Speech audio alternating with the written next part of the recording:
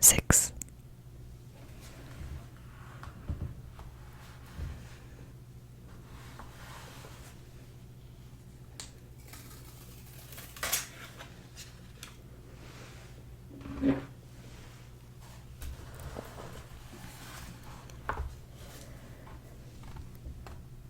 Chapter 6.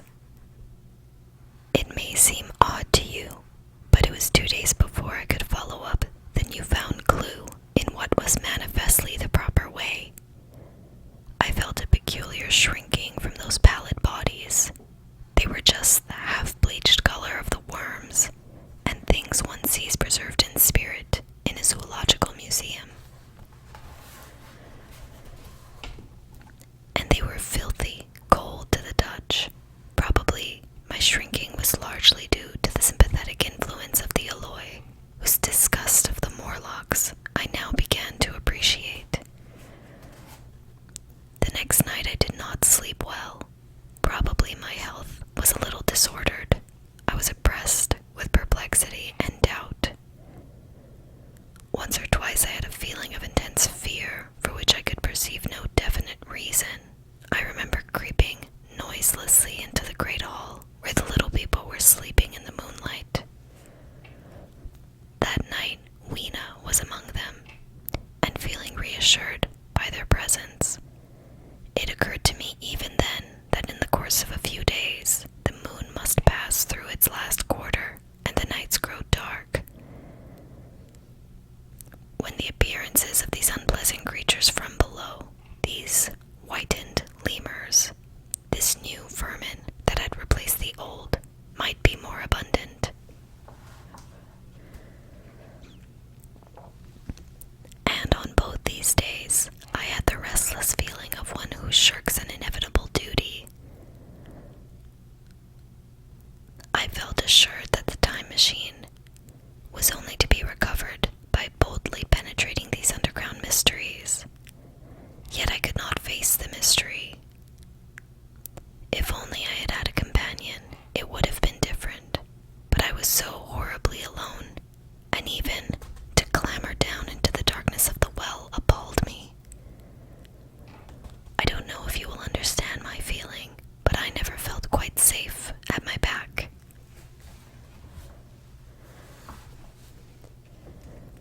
It was this restlessness, this insecurity, perhaps, that drove me further and further afield in my exploring expeditions. Going to the southwestward towards the rising country that is now called Combe Wood, I observed far off in the direction of 19th century Banstead a vast green structure, different in character from any I had hitherto seen. It was larger than the largest of the palaces or ruins I knew, and the facade had an oriental look, the face of it having the luster, as well as the pale green tint, a kind of bluish green, of a certain type of Chinese porcelain. This difference in aspect suggested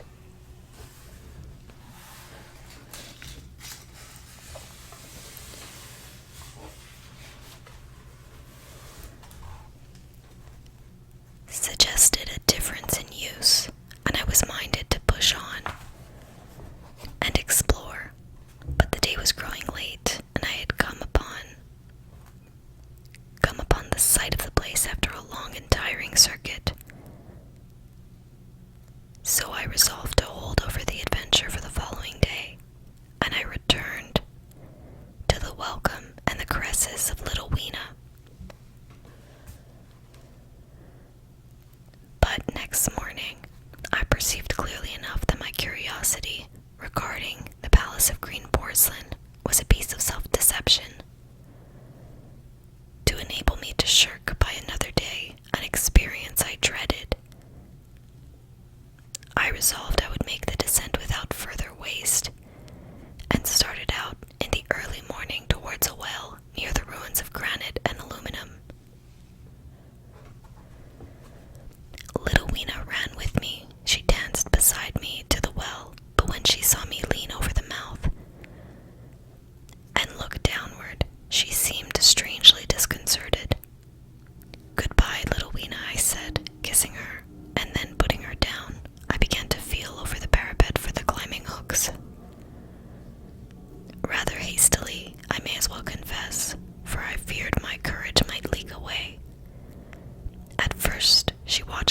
amazement. Then she gave a most piteous cry, and running to me, she began to pull at me with her little hands. I think her opposition nerved me rather to proceed. I shook her off, perhaps a little roughly, and in another moment I was in the throat of the well. I saw her agonized face over the parapet and smiled to reassure her. Then I had to look down at the unstable hooks to which I clung. I had to clamber down a shaft of perhaps 200 yards.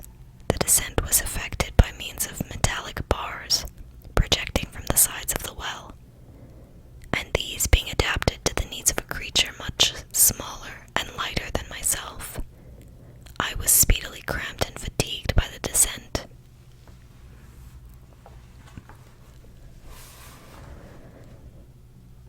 And not simply fatigued.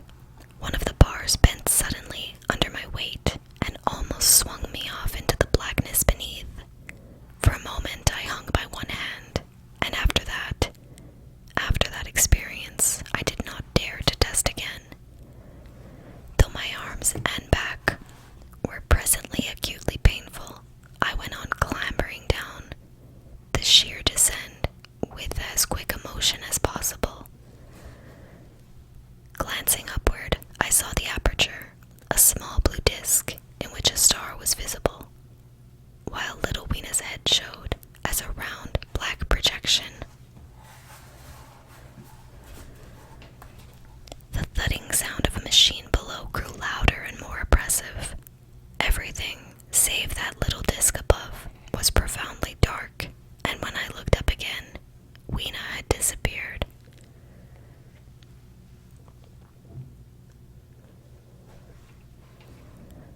I was in an agony of discomfort. I had some thought of trying to go up the shaft again and leave the underworld alone. But even while I turned this over in my mind, I continued to descend. At last, with intense relief, I saw dimly, coming up, a foot to the right of me, a slender loophole in the wall. Swinging myself in, I found it was an aperture of a narrow, horizontal tunnel in which I could lie down and rest. It was not too soon. My arms ached, my back was cramped, and I was trembling with the prolonged terror of a fall. Besides this, the unbroken darkness had had a distressing effect upon my eyes. The air was full of the throb and hum of machinery pumping air down the shaft. I do not know how long I lay. I was roused by a soft hand touching my face. Starting up in the darkness, I snatched at my matches. Hastily striking one, I saw 3 stooping white creatures, similar to the one I had seen above ground in the ruin. Hastily retreating before the light, living as they did in what appeared to me impenetrable darkness, their eyes were abnormally large and sensitive, just as are the pupils of the abysmal fishes, and they reflected the light in the same way. I have no doubt they could see me in that rayless obscurity, and they did not seem to have any fear of me apart from the light. But so soon as I had struck a match in order to see them, they fled incontinently, vanishing into dark gutters and tunnels from which their eyes glared at me in the strangest fashion. I tried to call to them, but the language they had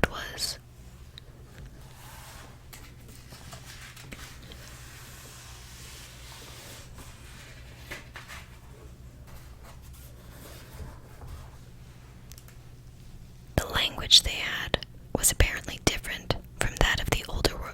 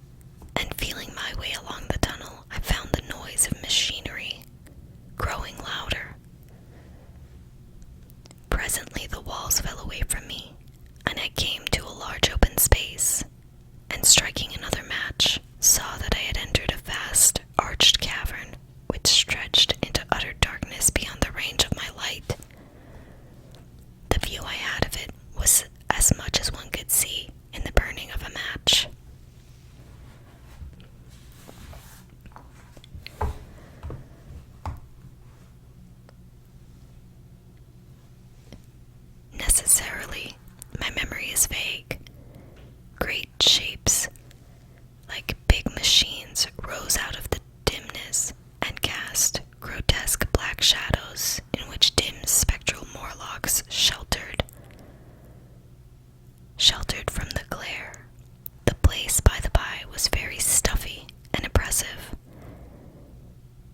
and the faint halitus of freshly shed blood was in the air. Some way down the central vista was a little table of white metal laid with what seemed a meal. The Morlocks, at any rate, were carnivorous. Even at the time, I remember wondering what large animal could have survived to furnish the red joint I saw. It was all very indistinct, the heavy smell, the big unmeaning shapes, the obscene figures lurking in the shadows, and only waiting for the darkness to come at me again. Then the match burned down and stung my fingers and fell, a wriggling red spot in the darkness.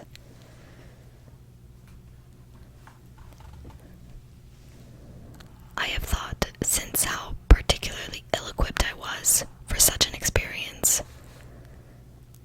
When I had started with the time machine, I had started with the absurd assumptions that the men of the future would certainly be infinitely ahead of us in all their appliances.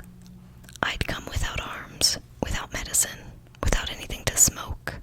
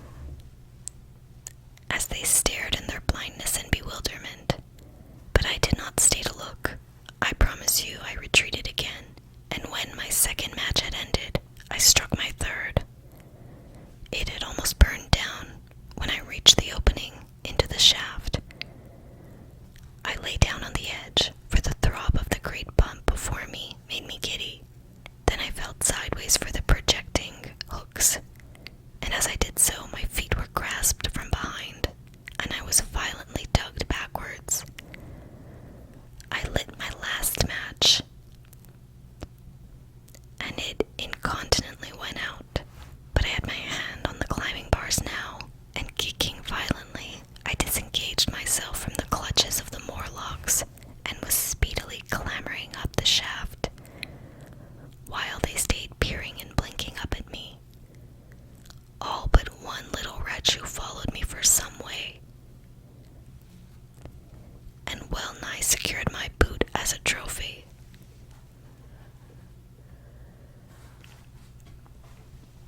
That climb seemed interminable to me, but with the long 20 or 30 feet of it, a deadly nausea came upon me.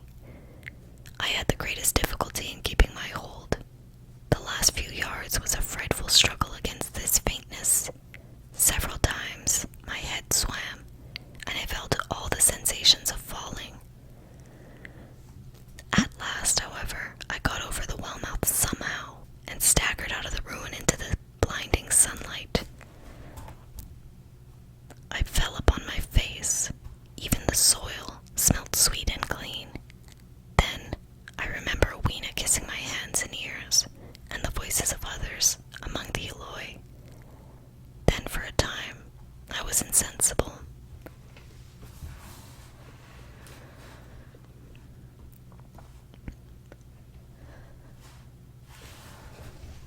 Chapter 7.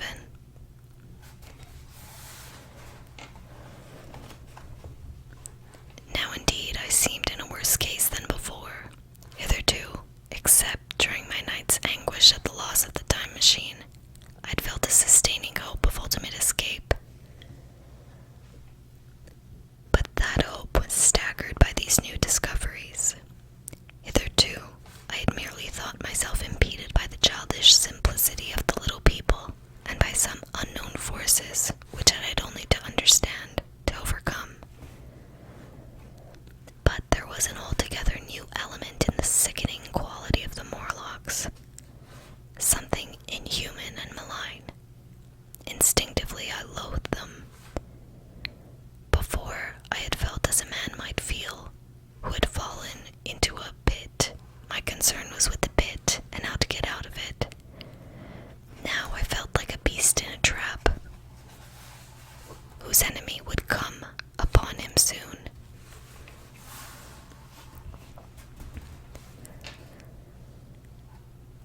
The enemy I dreaded may surprise you.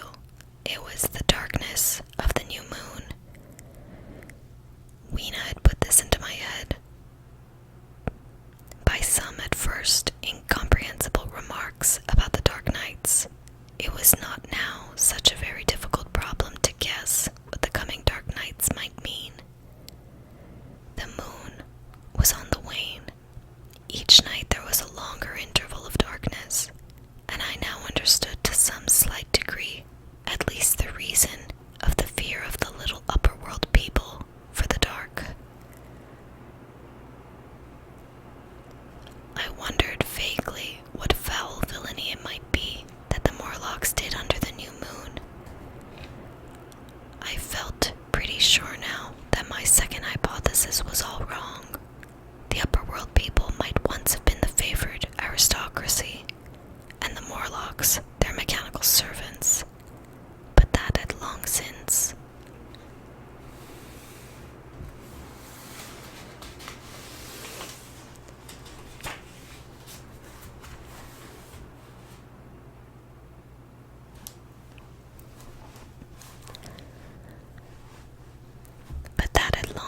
Passed away. The two species that had resulted from the evolution of man were sliding down towards, or had already arrived at, an altogether new relationship. The Eloi, like the Carlovinian kings, had decayed to a mere beautiful futility. They still possessed the earth on sufferance, since the Morlocks, subterranean for innumerable generations, had come at last to find the daylit surface intolerable.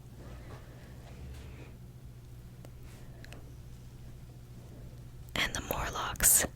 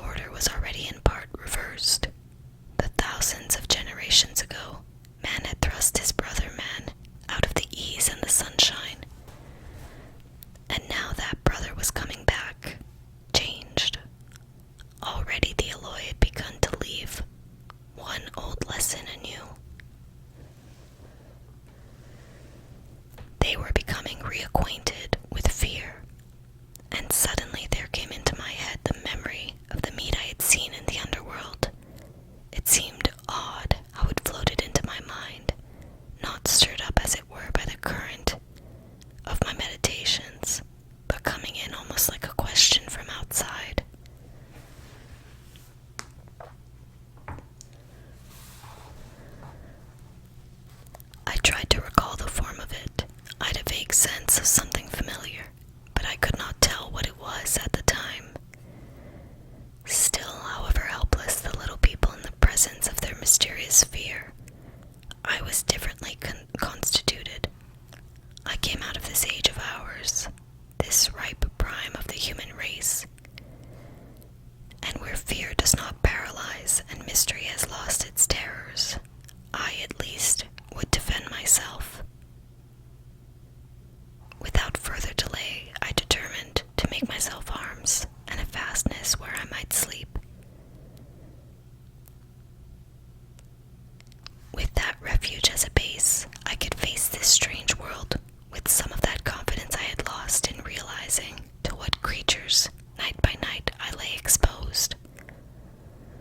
I felt I could never sleep again until my bed was secure from them. I shuddered with horror to think how they must already have examined me. I wandered during the afternoon along the valley of the Thames, but found nothing that commended itself to my mind as inaccessible. All the buildings and trees seemed easily practicable to such dexterous climbers as the Morlocks. To judge by their wells, must be. Then the tall pinnacle of the Palace of Green Porcelain and the polished gleam of its walls came back to my memory, and in the evening, taking Weena like a child upon my shoulder, I went up the hills towards the southwest. The distance, I'd reckon, was 7 or 8 miles, but it must have been nearer 18.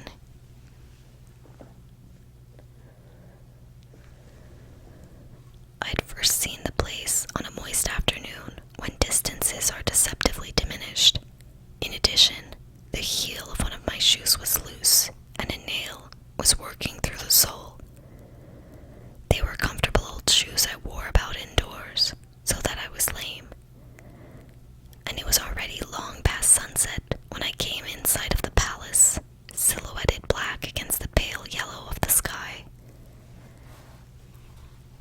Weena had been hugely delighted when I began to carry her, but after a time she desired me to let her down, and ran along by the side of me, occasionally darting off on either hand to pick flowers to stick in my pockets.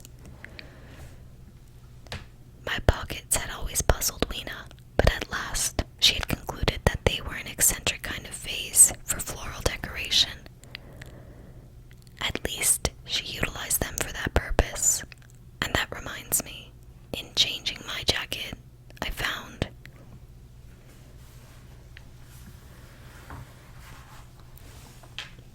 the time traveler paused, put his hand into his pocket, and silently placed 2 withered flowers, not unlike very large white mallows, upon the little table.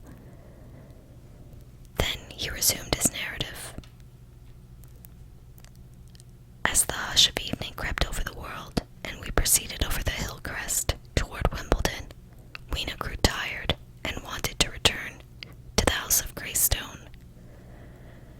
But I pointed out the distant pinnacles of the Palace of Green Porcelain.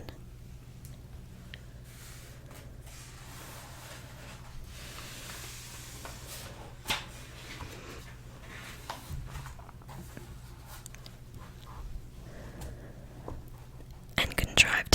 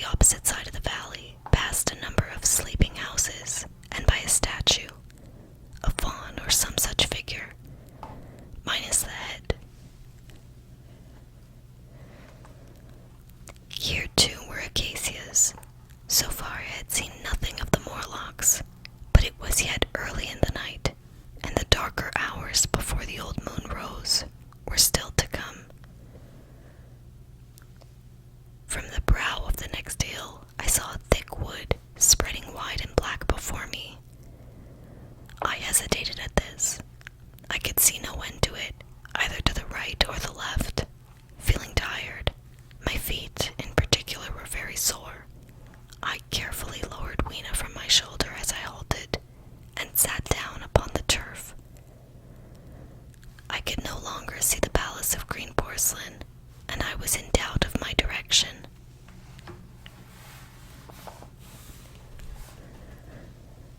I looked into the thickness of the wood and thought of what it might hide.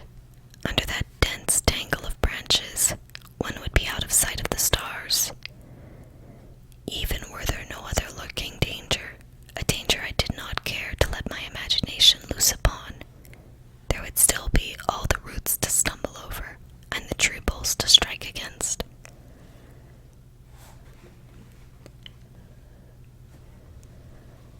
I was very tired, too, after the excitements of the day, so I decided that I would not face it, but would pass the night upon the open hill. Weena, I was glad to find, was fast asleep. I carefully wrapped her in my jacket and sat down beside her to wait for the moonrise. The hillside was quiet and deserted, but from the black of the wood there came now and then a stir of living things. Above me shone the stars, for the night was very clear. I felt a certain sense of friendly comfort in their twinkling. All the old constellations had gone from the sky. However, that movement, which is imperceptible in 100 human lifetimes, had long since rearranged them in unfamiliar groupings.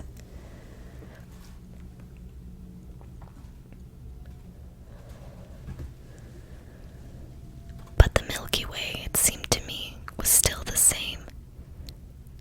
Tattered streamer of stardust, as of yore. Southward, as I judged it, was a very bright red star that was new to me. It was even more splendid than our own green Sirius. And amid all these scintillating points of light came one bright planet, kindly and steadily like the face of an old friend.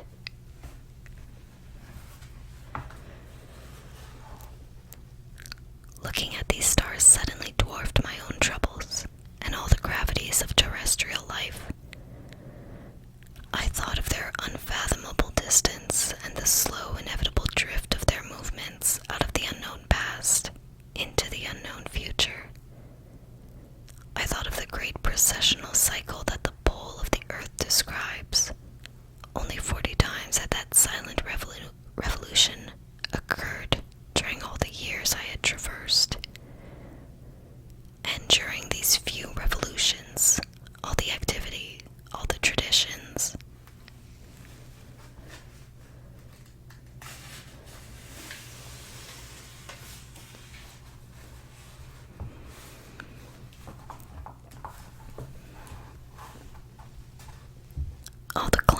all the complex organizations, the nations, languages, literatures, aspirations, even the mere memory of man as I knew him, had been swept out of existence. Instead were these frail creatures who had forgotten their high ancestry, and the white things of which I went in terror. Then I thought of the great fear that was between the two species, and for the first time, with a sudden shiver, came the clear knowledge of what the meat I had seen might be. Yet it was too horrible. I looked at little Weena sleeping beside me, her face white and star-like under the stars, and I forthwith dismissed the thought. Through that long night I held my mind off the Morlocks as well as I could, and whiled away the time by trying to fancy I could find signs of the old constellations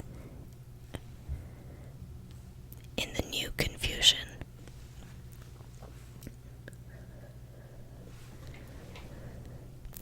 The sky kept very clear, except for a hazy cloud. No doubt I dozed at times. Then as my vigil wore on, came a faintness in the eastward sky, like the reflection of some colorless fire, and the old moon rose, thin and peaked and white. And close behind and overtaking it, and overflowing it, the dawn came, pale at first and then growing pink and warm. No Morlocks had approached us. Indeed, I had seen none upon the hill that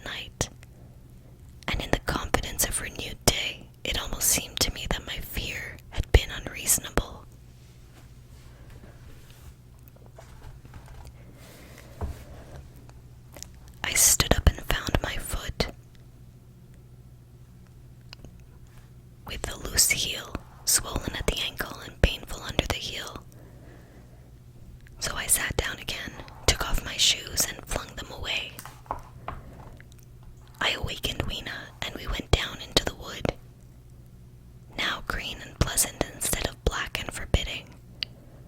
We found some fruit wherewith to break our fast. We soon met others of the dainty ones, laughing and dancing in the sunlight, as though there was no such thing in nature as the night. And then I thought once more of the meat I had seen. I felt assured now of what it was, and from the bottom of my heart I pitied this last feeble rill from the great flood of humanity. Clearly, at some time in the long ago of human decay, the Morlocks' food had run short. Possibly they had lived on rats and such like vermin. Even now, man is far less discriminating and exclusive in his foods than he was, far less than any monkey. His prejudice against human flesh is no deep-seated instinct, and so these inhuman sons of men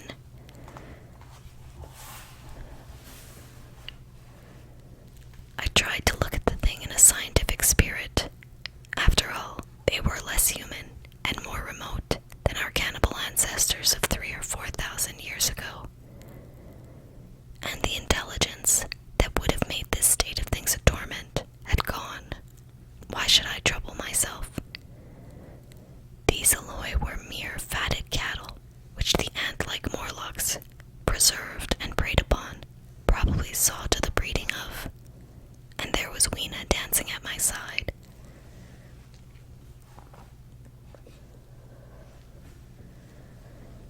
Then I tried to preserve myself from the horror that was coming upon me by regarding it as a rigorous punishment of human selfishness.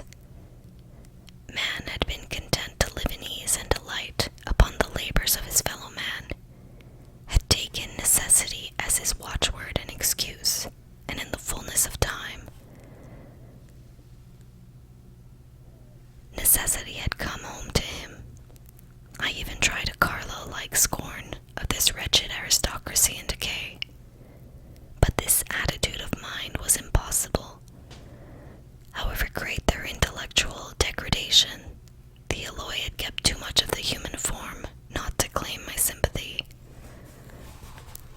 and to make me perforce a sharer in their degradation and their fear. I had at that time very vague ideas as to the course I should pursue. My first was to secure some safe place of refuge, and to make myself such arms of metal or stone as I could contrive. That necessity was immediate. In the next place, I hoped to procure some means of fire, so that I should have the weapon of a torch at hand, for nothing I knew would be more effective against these Morlocks. Then I wanted to arrange some contrivance to break open the doors of bronze under the White Sphinx. I had in mind a battering ram. I had a persuasion that if I could enter those doors and carry a blaze of light before me, I should discover the time machine and escape. I could not imagine the Morlocks were strong enough to move it far away. Weena